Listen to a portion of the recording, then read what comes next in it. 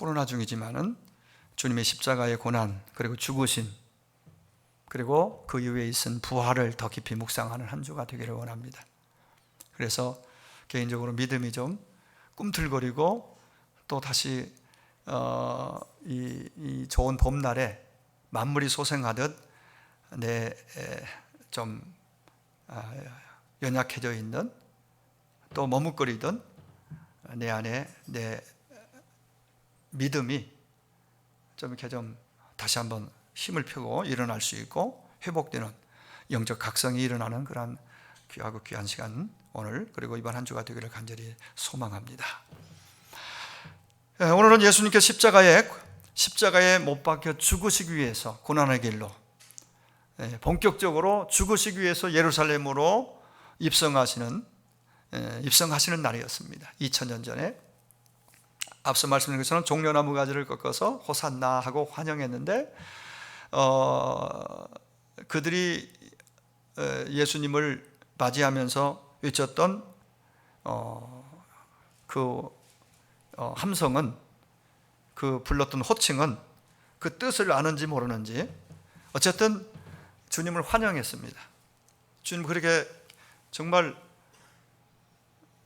격하게 어떤 면에서 환영했던 그들이 얼마 되지 않아서 예수님을 십자가에 못 박으라고, 예수님은 죽어 마땅하다고 그렇게 또 그 한 목소리로 다른 목소리를 냈던 그러한 대부분의 그 무리들은 그런 사람들이었습니다.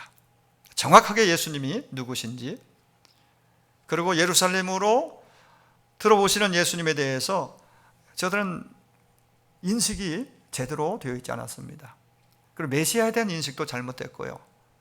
그 메시아가 오시면은 억압받는 자리에서 그걸 다 떨쳐버리고 정말 힘 있는 나라, 그리고 영광이 따르는 멋진 그 나라에서 다윗의 시대가 다시 한번 이스라엘 땅에 펼쳐질 걸로 기대하는 그런 메시아, 소위 정치적인 메시아, 구원의 메시아가 아니라 죄에서 우리를 건지고 구원하실, 그러기 위해서 죽어야 했고, 그리고 그가 메시아이기 때문에 살아나실 것까지 구약에 이미 말씀 확인해 주셨잖아요. 그 모든 구약의 말씀들을 제대로 알지도 못하고 또 깨닫지도 못했던 저들의 입에서 나왔던 함성은 그야말로 그냥 메아리 치는 메아리일 뿐이었습니다. 진정한 신앙의 고백이 그 속에는 없었다고 봅니다.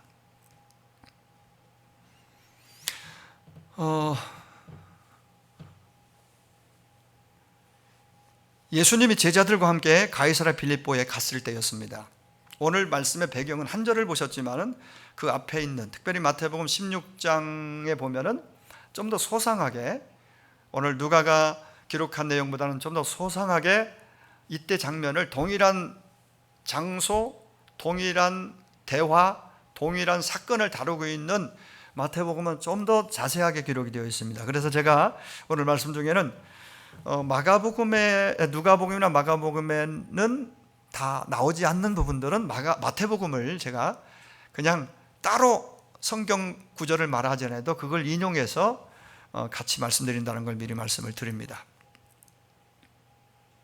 가이사랴 빌립보는 이스라엘 북쪽 끝에 있는, 즉 헬몬산 끝자락에 있는 정말 좀 작지만 아름다운 도시입니다.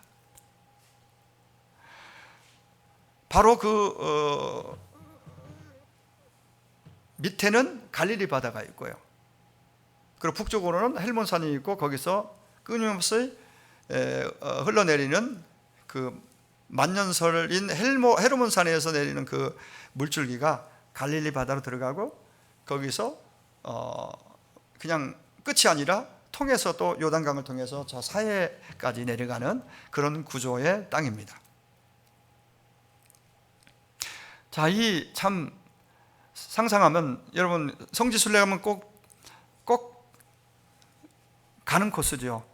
당연히 갈릴리 바다, 그리고 가이사랴 빌립보, 헤르몬산에 있는 그 모든 많은 메시지가 성경에 예수님의 주 활동 무대였고 지역이니까 다 돌아보게 되는데, 지금도 근 20년이 넘어온 것 같은데 그때 추억이 있습니다. 그 갈릴리 바다 가이사랴 빌립보, 그 주님이 제자들과 그 가이사랴 빌립보에서 주고받던 대화 현장들, 거기서 예수님이 제자들에게 물었습니다. 마태복음에는 제자들에게만 물은 걸로 되어 있지만은 누가복음이나 마가복음에서는 무리들 혹은 제자들과 무리들에게 물으셨습니다. 그러니까 제자들에게만 물은 걸로 하면은 자칫 나는 제자는 아닌 것 같아 하면서 조금은 옆으로 비켜설 수 있어요. 그러나 무리들, 오늘 본문에도 그러죠. 또 무리에게 이르시되, 그 무리는 제자를 포함한 그 따르는 또 다른 사람들을 다 포함해서예요. 그들에게 이렇게 묻습니다. 사람들이 나를 누구라 하느냐? 그리고 너희는 나를 누구라 하느냐? 이게 중요한 건 끝부분이거든요. 너희는 나를 누구라 하느냐? 그것은 이제 주님이 죽으실 날이 얼마 안 남았어요. 돌아가실 날이. 그 시점에서 지금 일반 사람들의 주님을 막 환호성 호산나하고, 내지는 많은 사람들이 가는 곳마다 주님을 말씀을 듣기 위해 따라왔고 기적을 보기 위해서 오기도 하고, 이렇게 많은 군중들이 모였는데 그들의 생각 속에 예수를 누구로 알고 있는지 먼저 그걸 물으시죠. 그러니까 뭐 어떤 사람 엘리야, 어떤 사람 에레미야, 누구는 뭐 선지자 중에 한 사람 등등 쭉 얘기를 하는 가운데 주님의 관심은 제자들이었습니다. 자, 그렇다면 너희들은 나를 누구로 알고 있니? 사람들이 나를 누구라 하느냐? 그리고 너희는 나를 누구라 하느냐? 그때 가장 앞서 대답을 툭 치고 나와서 대답한 사람이 여러분 잘 아시죠? 시몬 베드로입니다. 주는 그리스도시요 살아계신 하나님의 아들이십니다. 마태복음 16장에 그렇게 나와요. 오늘 본문에서는 누가복음은 하나님의 그리스도신이다 이렇게 나와요. 더 간단하게. 그러나 가장 핵심 포인트, 예수님을 그리스도라고 고백한 거죠. 메시아로, 하나님께로부터 온 구원자로 고백한 거죠. 이 질문은 우리가 평생 물어야 할 질문이라고 봅니다. 나는 너에게 누구니? 너는 나를 누구로 알고 믿고 있느니? 너에게 나는 누구니? 주님이 물으신단 말이죠. 그럼 거기에 대해서 우리는 주님은 저에게 누구이십니다. 간단하게 언제든지 그 대답할 수 있고, 그게 진심에서 내 고백이 나와야 돼요. 이걸 듣기를 원하세요. 성경이 전체적으로 우리에게 묻는 두 가지 질문이 있습니다. 하나님, 당신은 나에게 누구며 나는 당신에게 누구입니까? 그럼 하나님께 너는 내 자녀야? 너는 내 백성이야? 너는 낮에 속한 자야? 왜냐하면 이렇게 성경이 쭉 얘기해 주잖아요. 그러면 내가 내 입장에서 하나님은 나에게 이런 분이십니다. 주님은 나에게 이래서 나의 주가 되십니다. 라고 우리도 하나님 앞에, 물으시는 그분 앞에 주저없이 확신을 가지고 그렇게 답해야 할 것입니다. 그런데 이 두 질문의 중심에 예수님이 있습니다. 예수님과 관계없는 하나님이 없고 예수님과 관계없는 우리가 없기 때문이지요. 내가 너에게 누구냐? 그때 다시 말씀드립니다. 시몬 베드로, 주는 그리스도시요 살아계신 하나님의 아들이십니다. 이건 100점짜리 대답입니다. 그래서 주님이 만족해 하시면서 시몬아, 네가 복이 있다. 내가 너에게 천국 열쇠를 주노니 하면서 쭉 말씀하시잖아요. 최고의 칭찬이고 축복입니다. 복이 있다. 정말 주님이 만족해 하시면서 말씀하십니다. 그러고 나서 주님이 마태복음에 보면은 이렇게 내가 이제 예루살렘에 올라가면은 장로들과 대제사장들과 서기관들에게 고난받고 죽을 거야. 그러나 제 3일 만에 다시 살아나리라.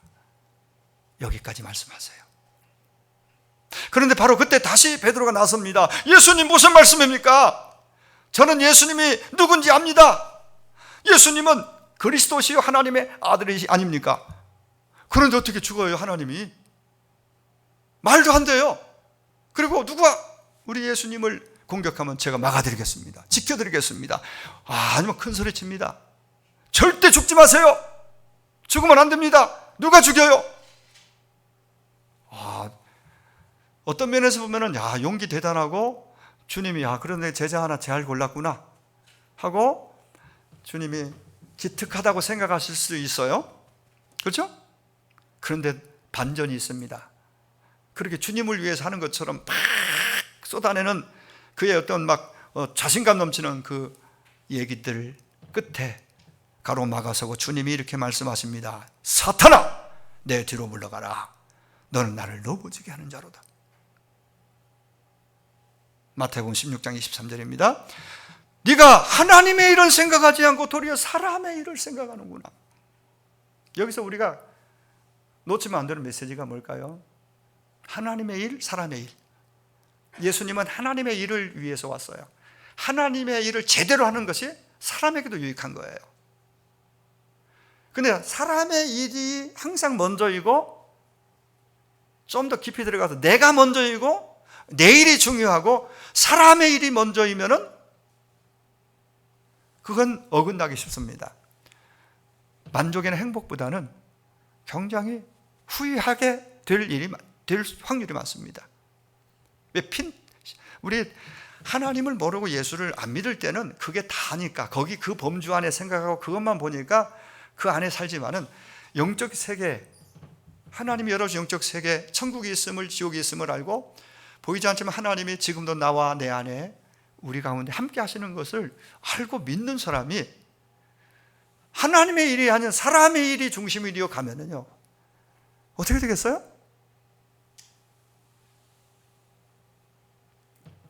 근데 우리는 그럼에도 불구하고 우리의 삶을 보면은 하나님의 일은 뒷전이고 하나님이 뭘 좋아하시고 기뻐하시고 생각하시는지에 대해서는 관심을 뒤로 하고 내가 뭐가 나에게 유익하고 뭐가 좋은지 내 감정이 뭘 원하는지에 대해서 더 민감하고 그렇게 간단 말이죠. 그게 사람의 일이에요.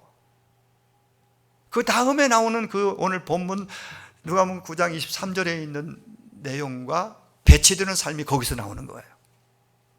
사람의 일, 하나님의 일. 아니 그렇게 기뻐하시면서 칭찬하셨던 주님께서 사탄아 내 뒤로 물러가. 근데 정확하게 베드로를 보면서 말씀하셨다는 얘기죠. 근데 사실 베드로가 사탄은 아니잖아요. 근데 베드로의 생각과 마음을 확 휘어잡고 그걸 잡고는 뭔가를 좀 작업을 하고 있는 거예요. 그 작업이 뭐냐면 예수님의 구원의 십자가를 고난받고 죽는 죽음의 길을 그 길을 막고 있는 거예요. 주님을 위하는 것 같았지만 그건 사람의 일이었습니다. 하나님의 일이 아니었어요. 그렇게 부드럽고 온유하신 예수님이 베드로에게 그렇게 하나님의 생각이 아니라 내 생각이라 너의 생각으로 그렇게 부드러우신 온유하신 주님이 강하게 질책하시는 것을 보십시오. 그 다음에 주님 하신 말씀이 오늘 본문이에요. 다시 누가복음으로 와서 23절에 직역하면 이렇습니다. 그 말씀을 원문을 직역으로 이렇게 한번 여러분 다시 말씀드리면 그리고 그가 모든 자에게 말씀하셨다. 만일 누구든지 내 뒤를 따라오기 원하면 그는 자신을 부인하라. 그리고 그는 날마다 그의 십자가를 지라. 그리고 나를 따르라. 그 그리고가 있어요. 계속 그리고. 그러니까 메시지가 명확합니다. 주님이 말씀하셨는데 따르고자 하는 제자들, 무리들 다 포함됩니다. 특별한 사람만, 목사만, 장로만, 직분자만 아니에요. 예수 믿고 구원받아 하나님의 백성으로 이 땅에 살기를 원하는 사람이면 다 합니다. 아니 하나님의 백성된 자는 다 포함됩니다. 그 안에 무리들이니까 무리. 그러면 자 여기서 여러분 자신을 다 대입해서 들으셔야 돼요. 다시 읽습니다. 직역. 한번 이 메시지가 명확하게 탁탁 잘라주게 세 메시지가 나와요. 자, 그리고 그가 모든 자에게 말씀하셨다. 그가 예수님이 모든 자에게 우리에게 말씀하셨습니다. 만일 누구든지 내 뒤 예수님 뒤를 따라오기 원하면 첫 번째 자신을 부인하라. 그리고 두 번째 날마다 그의 십자가, 자기 십자가, 주님이 메어주신 십자가를 지고 따라가야 돼. 날마다. 세 번째 그리고 나를 따르라.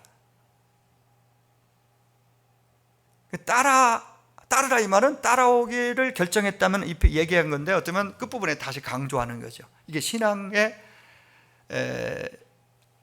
이게 어떤 면에서 따르는 것 신앙의 알맹이에요. 믿어요. 알고 믿어요. 근데 따르지 않아요.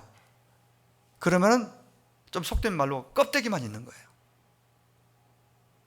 좀 여러분들이 좀 잘 한번 여러분 자신의 삶에 한번 함께 대입해 보세요. 주여 불렀어요. 이 부르는 주여 했는데 그리고 내 안에 주님이 계시다고 나도 고백했어요. 구원받았어요. 근데 주님은 따라가지 않아요. 이런 현상이 있을까요? 없을까요? 너무 많습니다. 심지어 교회도 와요. 성경도 봐요. 근데 삶은 내 식대로 여전히 방식대로 가요. 뭘 결정할 때 그분께 묻지도 않아요. 고민하고 기도하지 않아요. 그냥 내 감정에 끄는 대로 내 유익을 쫓아서 사람의 일을 따라서 합니다. 따르기로 결정했다면 따라야 됩니다. 그래서 따르기로 내 뒤를 따라오려고 참 이 말이 직역한 게 더 저는 잘 들어온 것 같아요. 메시지도 딱 세 가지로 나와요. 자, 누구든지 내 뒤를 따라오기 원한다면 자기 자신을 부인하지 않고 따라갈 수 없다는 거예요. 그리고 그냥 그냥 쉽게 그냥 모든 거 놓고 따라갈 것이 아니라 주님이 메어준 십자가가 있어요. 나중에 말씀드리겠지만 그게 사명이기도 하고요.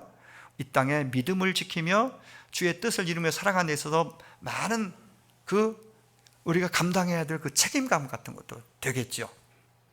그렇죠? 그리고 나를 따르라. 또 따르라. 따르기로 결정했는데 또 따르라고 말씀하세요. 구체적인 삶의 결단과 행동이 나오는 거죠, 여기서. 자, 그러면 먼저 말씀드리고자 하는 것은 자기를 부인하는 거예요. 참 쉽지 않습니다. 자기 부인. 단어 자체를, 문장을 표현하는 건 쉽지만은 나를 부인하고 그래서 주님을 따른다는 거. 따르기 위해서 나 부인이 먼저 있어야 돼. 무슨 뜻일까? 예수님께서 여기서 말씀하시는 분위기는 너희 나를 믿으려면 이런 뜻이 아니에요. 너희들이 나를 진짜 존경한다면 이것도 아니에요. 인정한다면 아니에요. 그러니까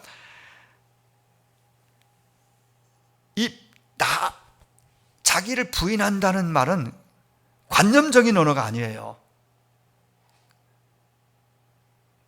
생각 속의 언어도 아니에요.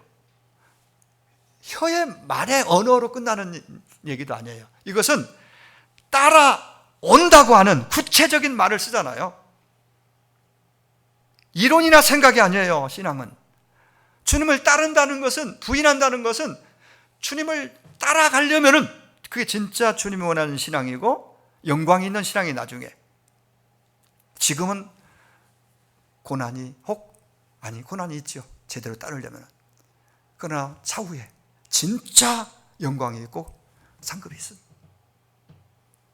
사실 그걸 우리가 더 크게 봐야 되는데 그건 안 보고 눈앞에 지금 내 눈으로 육안으로 볼 수 있는 것만 더 크게 보니까 거기에 매여서 사람의 일을 쫓아 행하는 자가 된단 말이죠. 사람의 일. 어떻습니까, 여러분? 정말 깊이 우리가 고민하고 깊이 생각하고 묵상해야 될 부분이라고 생각을 해요. 따라오기로 결정했다면, 그리고 따르라. 어떤 행동, 생각이 아니라 행동을 지금 촉구하고 있습니다. 바로 예수님 따라가는 거죠. 찬송가 456장인가요? 주와 같이 길 가는 거? 430장인가요? 거기 보면은 저는 그 가사를 그냥 불렀었는데 한 걸음 한 걸음 얼마나 그 박자 자체도 그렇고 리듬이 아주 경쾌하고 막 아주 좋아요. 일단 찬양 가사도. 근데 가사 좋고 경쾌하고 막 힘이 되는 것만 생각했는데 내용을 곱씹어보고 내용에 들여다보고 자꾸 생각해 보니까 그게 우리의 신앙생활이에요. 진짜 진수의 신앙생활. 예? 주와 함께, 그분과 함께 가까이 함께 걸어가면서 대화하는 거죠. 그게 기도이고 그게 소통. 항상 너무 멀리 있지 않고 가까이, 가능하면 가까이에서 말씀하시면 이제 듣고, 나는 또 들었으니까 이제 무슨 반응을 보여야 될 거야. 이게 이제 듣고 반응하고, 주님 또 내가 뭔 말씀 드리면 주님은 또 나에게 또 말씀하시고, 이러한 어떤 상호간의 소통이 되고 그러면서 함께 걸어가는 것이 신앙생활이다. 이렇게 제가 여러 번 말씀드렸습니다. 그래서 예수를 따라가는 것, 함께 사는 것, 이게 기독교 신앙입니다. 그럼 자기 부인하는 건 과연 어떤가? 제가 좀 여러분, 저도 마찬가지지만 좀 도움이 될 것 같아서 제가 인용해서 말씀드립니다. 영성가로 알려진 토마스 머턴이라는 분이 우리 안에 있는 자아를 둘로 구분해서 말씀하고 있는 걸 보는데요, 거짓 자아가 있고 참 자아가 있다고 말합니다.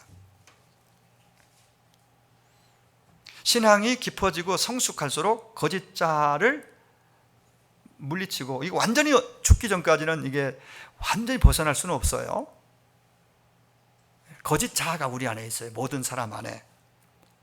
이걸 느끼지 못했는데 예수 믿고 거듭나고 성령이 우리 안에 오셔서 예수를 구주로 고백하고 그분을 내 마음에 모신 이후로는 이게 이제 충돌이 일어나는 거예요. 참 자아, 거짓 자아. 주님이 말씀하시고 원하시는 거하고 주님 믿기 전에 내가 가지고 있는 옛 자아, 이게 거짓 자아입니다. 그것이 계속 작동되고 있어요. 그래서 거기에 끌려 살면은 결과가 교회를 다녀도 주님이 기뻐하시는 모습, 열매를 나타낼 수 없겠죠. 원래 하나님은 참 자아를 가진 인간을 창조했다고 그는 말합니다. 타락 후 이 참 자아를 잃어버리고 거짓 자아가 내 안에 딱 자리를 잡고 그거에 의해서 우리가 살아가게 된다.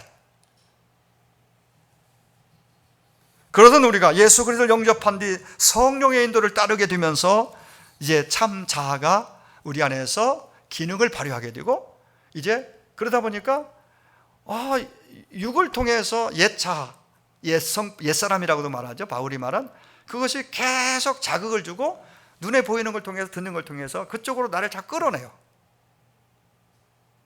그런데 그건 안 된다라고 다시 내 안에서 이 참 자아, 거듭난 내 안에 주님이 주신 새로운 피조물로서의 어떤 그 내 안에 있는 그 무엇이 또 그걸 거부하면서 두 마음이 내 안에서 다투고 싸움을 하고 있다. 사도 바울은 그렇게 봤어요. 거짓 자아는 한마디로 말하면 하나님으로부터 멀어진 자아를 말합니다. 하나님과 멀어지고 무관한 존재가 된 인간의 자아, 이게 거짓 자아예요. 근데 예수 믿고 수십 년 다녀도 이것이 완전히 없어지지 않아요. 이것은 자기중심적이고 철저히 이기적인 존재로 살도록 이 거짓 자아 끄는 대로 가면 그런 결과가 나옵니다. 그래서 자기를 위해 사는 존재가 되고 욕망에 사로잡힌 존재가 되고, 요한일서 2장 16절에 나오는 말씀처럼 육신의 정욕과 안목의 정욕과 이생의 자랑, 이게 이제 여기서 나오는 것들이에요. 옛 자아, 거짓 자아에서. 그렇습니다. 예수님께서 자기를 부인하라고 말씀하신 것은 하나님과 단절된 자기중심적이고 이기적인 내 자아를 떨쳐버리라는 말씀이에요. 근데 이게 말같이 됩니까? 이게 쉽습니까? 그래서 말씀을 통해 여러분이 잘 듣고 배워서 이걸 하나하나 실천하면은 우리가 많이 좋아지고 또 주님을 따라가는데 큰 힘을 발휘할 수 있습니다. 초기 교회의 신학을 집대성한 신학자가 어거스틴으로 알고 있습니다. 어거스틴이 이러합니다. 청년 시절 마니교에 빠져서 쾌락을 누리며 살았습니다.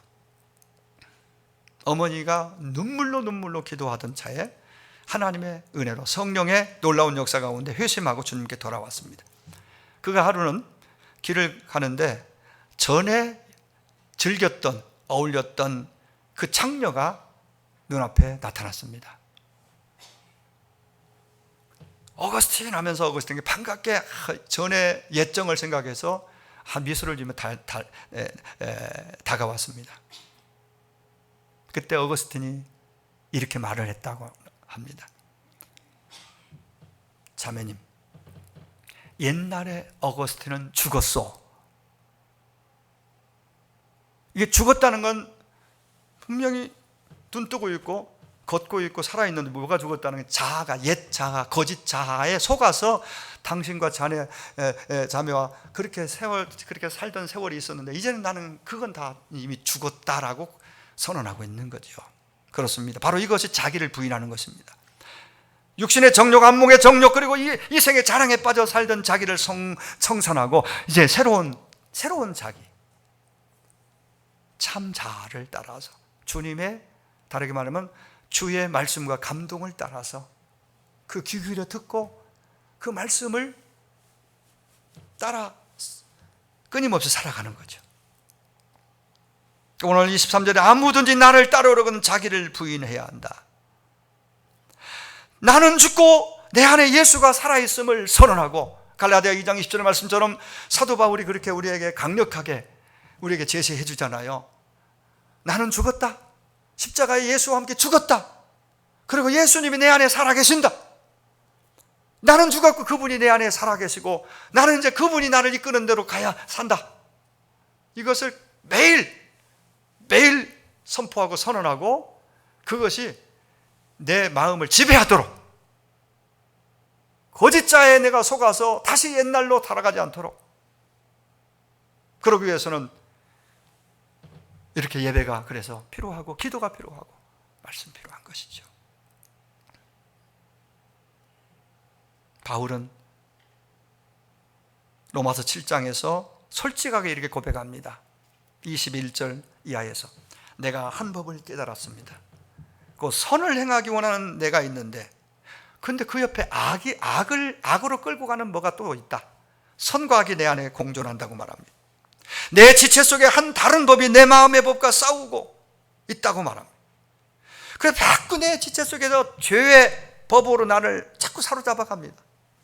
바울같이 이렇게 훌륭한 성경에 능통하고 성령이 충만한 사람에게도 이것이, 이런 고민이 있었고 이런 것이 자기 안에 있다고 고백한다면 당연히 우리 안에도 있는 게 정상이고, 그래서 고민하고 기도하고 그리고 뭔가 하나님 앞에서 끊임없이 새롭게 선포하고 선언하고 고백하고 결단하는 그 모습이 나와야 됩니다. 하나님의 법을 즐거워하는 내 안에 나, 다른 한 죄의 법에 사로잡혀 있는 내 안에 나, 우리는 부인할 수 없을 것입니다. 하나님의 말씀대로 살고 싶은 그 마음의 그 간절함, 충동, 그래 살려고 순종하려고 하는데 그걸 가로막는 그 또 다른 내 안의 충동, 생각, 이것을 사도 바울은 내 안에 있는 영적 전쟁으로 설명합니다. 내 안에 영적 전쟁이 끊임없이 있습니다. 두 마음의 전쟁이, 옛사람과 새사람, 거짓자와 참자아가 싸우고 있습니다. 다시 말씀드립니다. 갈라디아 2장 20절은 우리 신앙, 제대로 된 신앙을 정말 여기서 표현하고 있다고 봐요. 뭐예요? 나는 십자가에 죽었다. 나는 죽고 이미 죽었고, 그게 자기 부인이 이거 나오는 거예요. 내가 죽었으니까, 내가 죽었는데 더 이상 뭐가, 그 대신 그분이 살아계신다. 그분이 내 안에 살아계신다.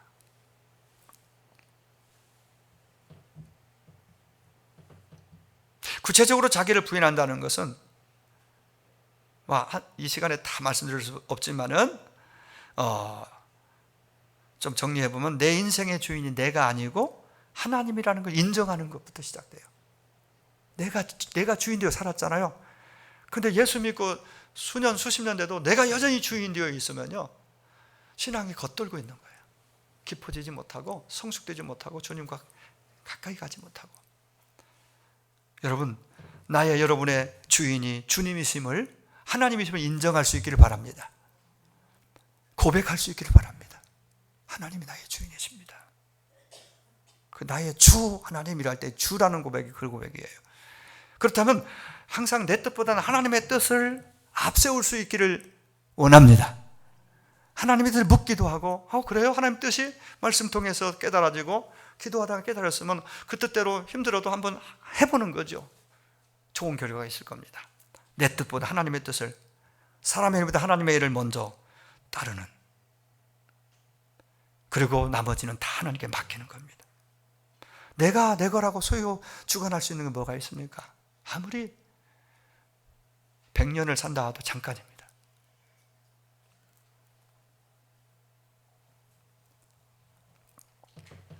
자, 오늘 이 내 안에 두 가지 싸움 중에서 승리의 비결은요, 성경 구약에도 신약에도 모든 성경 가운데서 명확하게 우리에게 가장 큰 메시지로 두 가지를 얘기합니다.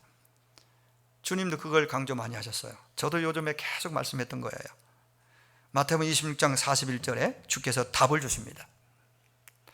그러니까 시험에 들고 유혹에 끌려가고 거짓 자아에 속아서 그렇게 육신의 정욕으로, 안목의 정욕으로 가지 않고 참 자아, 주의 뜻, 주님이 이끄시는 대로 하나님의 일을 행하며 그 길로 행하는 그러한 내가 되기 위해서는, 즉 나를 부인하고 정말 영적 전쟁에서 승리하기 위해서는 반드시 있어야 될 것, 마태복음 26장 겟세마네 동산에서 주님 말씀하신 것입니다. 마음은 원이라도 육신이 약하구나, 시험에 들지 않게 깨어 기도하라 하신 말씀입니다. 기도입니다. 기도입니다.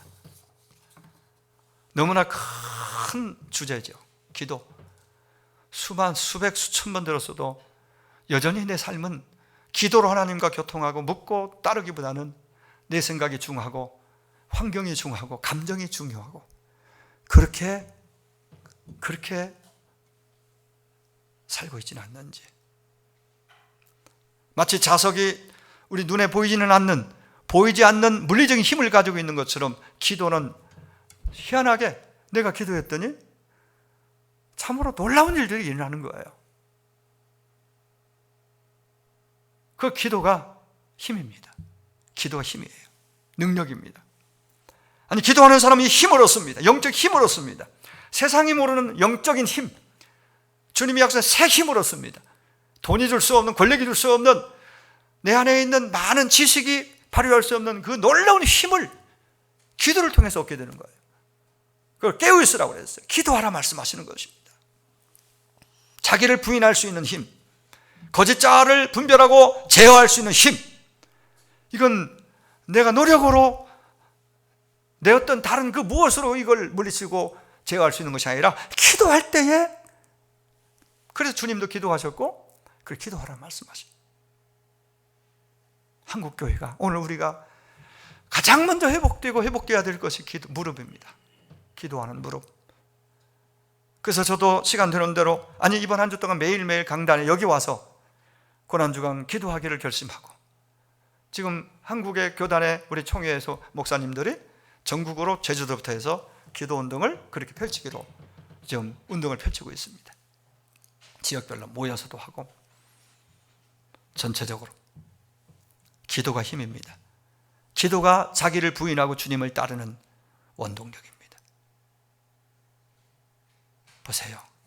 안타깝게 베드로는 주의 말씀을 귀담아 듣지 않았습니다. 그래서 그냥 지나쳤습니다. 그냥 멍 때리고 있다가 졸다가 잠들었습니다. 그리고 시험에 빠졌습니다. 끝까지 주님 마음을, 속을 아프게 했어요. 그리고 배신 때리고 도망쳤습니다. 지 하나 살겠다고, 지켜준다고, 지켜드리겠다고 했던, 큰 소리 쳤던 그였지만은 기도하지 않고 결국은 시험에 빠져버렸어요. 자신을 부인해야 할 사람이 예수님을 부인하고 만 거예요. 우리가 기도해야 할 이유가 여기 있습니다. 기도해야 할 이유가. 저는 저부터 우리 장로님, 권사님, 안수 집사님, 서리 집사님, 성도님들, 집에서 예배하는 여러분들 포함해서 이번 주 주님의 고난과 십자가를 깊이 묵상하시면서 기도가 회복되기를 간절히 원합니다. 이게 사는 길이에요. 나도 살고 가정도 교회도 민족도 사는 길이 기도입니다. 기도 회복이 있기를 간절히 원합니다. 또 하나는 내 안에 일어난 두 싸움, 거짓 자아와 참 자아, 옛사람과 새사람이 내 안에서 끊임없이 바울도 고백했듯이 싸운다고 그랬잖아요. 여기 승리하는 비결은 말씀입니다. 그래서 이 안에 내 안에 말씀을 자꾸 채워넣어야 됩니다. 읽고 문제풀이도 큰 뜻이 있어요. 그냥 읽기만 하는 것보다 성취감도 느끼잖아요. 제가 볼 때 80점 이해 맞는 사람 거의 없어요. 100점이 많이 나오고요. 처음보다는. 그게 제 고민이에요. 다 상 주려면 어떻게 해야 되나. 이 기둥뿌리 하나 뽑아야 하나. 감사해요. 많은 분들이 참여하고 있고 열심히 하고 있어요. 뭐 몇 개 맞고 더 틀리고 이거보다 더 중요한 건 꾸준히 하면은 1년 지나고 그러면 여러분들이 하기를 잘했구나 그런 생각 안 하겠어요? 저는 확신합니다.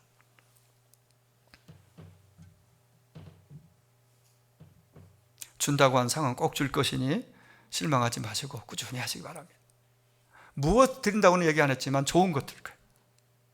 아무튼 말씀이 얼마나 중요해요. 예수님이 마태복음 4장에 보면 40일 금식기도 공생이 시작하시면서 하시고 바로 딱 맞닥뜨린 것이 뭐냐면 시험이었습니다.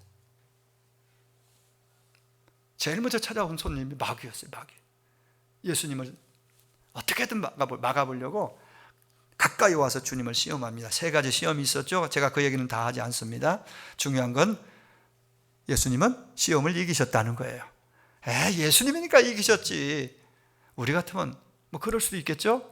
예수님 육을 가시셨고 예수님이 감당해야 될 십자가의 무게감은요, 주님도 몸을 가졌기 때문에 하나님이시지만은 우리가 느끼는 고통과 아픔과 모든 걸 다 몸소 다 받아야 할 십자가의 무게는 상상할 수 없을 정도입니다. 그런데 그 길을 가기 위해서 마귀가 주는 달콤한 유혹 3가지, 시험 3가지를 다 말씀으로 물리칩니다. 제가 말씀드리는 건 이겁니다. 바로 시험에서 이기는 비결은 기도와 함께 말씀입니다. 여러분 말씀을 계속해서 가까이 해보십시오.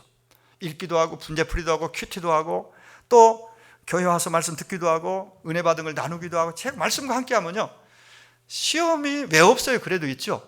유혹이 있죠. 내 안에 갈등이 있죠. 근데 올바른 선택을 하고 거짓 자아가 강하게 작동되던 것이 참 힘을 잃고 참 자아, 내 안에 있는 그 주님의 어떤 영향력이 극대화돼서 이거 힘을 못 써요. 그러니까 사람의 일, 하나님의 딱 분별되고 하나님의 일을 쫓아가는 거예요. 멋진 신앙이죠. 이게 여기에 보람도 기쁨도 있지 않겠습니까? 주님도 기뻐하실 것이고. 마귀는 주님이 말씀으로 다 3가지 다 물리쳤잖아요. 에베소 6장 17절에 하나님의 말씀을 성령의 검이라고 그랬습니다. 거짓 자아를 통해 나를 끌어가려는 사탄의 모든 것을 전곡을 찌르고 완전히 물리치고 이길 수 있는 강력한 무기가 바로 말씀입니다. 성령의 검입니다. 말씀을 가까이 하시길 바랍니다. 말씀을 읽고 또 묵상하시기를 바랍니다.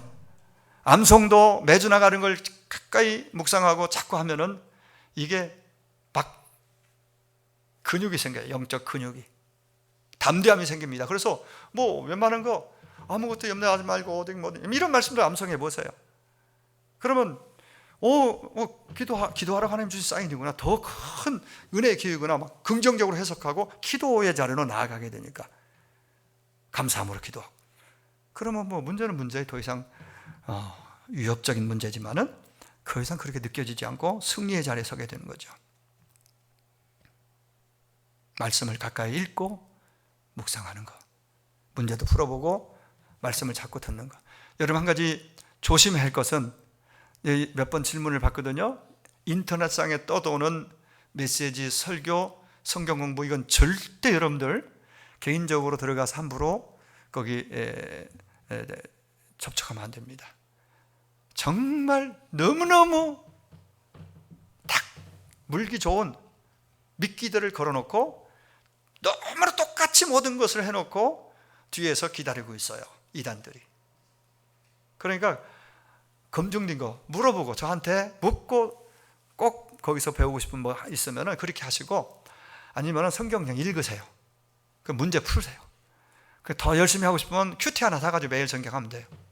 그것만으로도 충분하고요. 그리고 공적 예배 나오셔서 말씀 듣고, 그러고는 여러분 충분히 가능하다고 봐요. 자, 그러면 오늘도 조금 더 말씀드리려는 것은 십자가, 자기 십자가 지라는 거예요. 자기 부인에 대한 말씀을 드렸습니다. 자기 부인이 무엇인지. 십자가는 여러분 아시는 대로 죄수를 매달던 사형틀입니다. 로마 시대에 죄수 가운데 가장 악질적인 죄, 국가 반역죄라든가 막 이런 그런 사람들 매달던 형틀이에요. 여러분, 중요한 건 주님이 우리에게 오늘 본문에 말씀하신 십자가는 주님이 지셨던 십자가, 혹은 죄인들이 형틀에 매달려 죽는 십자가도 아니고, 예수님이 우리 위해 죽으신, 매달리신 대속의 십자가도 누구도 자격도 없고 질 수도 없어요. 그럼 주님이 제 십자가, 자기 십자가를 지고 나를 따르라 하시는 것은 뭘까요? 여러분, 십자가는 관념이 아니고 사상이 아니고 지식이 아닙니다. 십자가를 명상하라, 이게 아닙니다. 십자가를 지라, 십자가를 지고 나를 따라오라고 말씀하셨습니다. 이건 곧 행동입니다. 행동입니다. 십자가를 진다고 하는 것은 분명히 어떤 행동을 거기 담고 있는 것이지요. 행동을.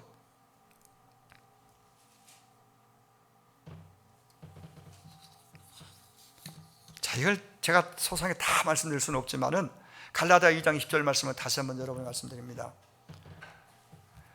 예수님이 내 안에서 실제적으로 나를 이끌어 가시도록, 나는 죽고 예수로 산다는 것은 그분이 내 모든 주도권을 가지고 이끌어 가시고 나는 그분을 따라가는 게 신앙생활이라고 그랬죠. 그런 그분이 기뻐하시는 일을 결단하고 우리는 예, 아멘하고 따라가야 됩니다.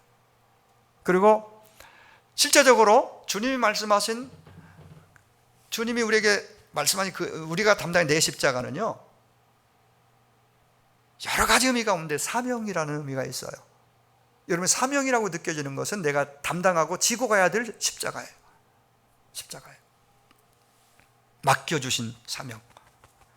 목사로서, 장로로서, 권사로서, 집사로서 기도하고 공동체를 유익하게 서로 세우고, 그러기 위해서 내가 참고 절제하고 희생하고 교회 안팎에서, 기본적으로 이런 부분들은 우리가 담당해야 될 내 몫의 십자가가 아닐까요?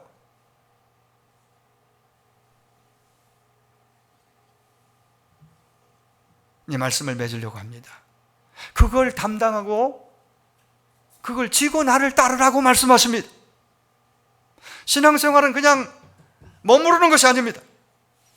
머리로 알고 입으로 고백하고 공감해주고 동의하는 것으로, 그게 신앙생활이 아닙니다. 끄떡이고 옳습니다, 아멘입니다, 박수도 치고 감동만 받고, 거기까지가 기독교 신앙, 진짜 그게 아니에요. 그것이 당연히 있어야 되고 그것과 함께 우리는 따라가야 됩니다. 그 나를 따를 것이니라, 자기 십자가 가지고 따르라고 말씀해요.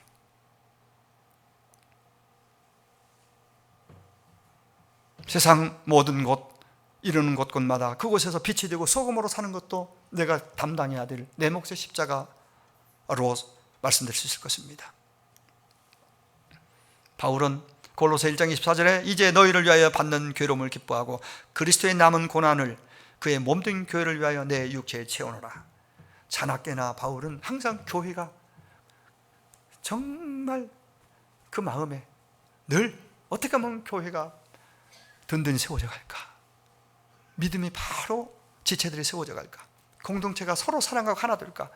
항상 교회가 혹시 싸우고 분열하고 미워하고 이런 것들이 일어날까 봐서 이단들이 침투해서 그 순수한 그 복음을 해칠까 봐, 변색시킬까 봐 늘 그것 때문에 염려하고 기도했습니다.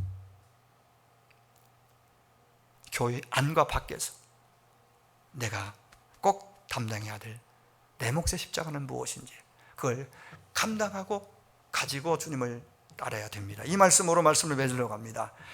토마스 아킨피스라는 분의 명저 중에 명저가 그리스도를 본받아라는 책이 있습니다. 여기 이런 구절 하나 인용하고 이제 기도하려고 합니다. 그리스도인은 십자가에서 도망칠 수는 없다. 십자가를 피한다면 이미 그리스도를 따르는 자가 아니다.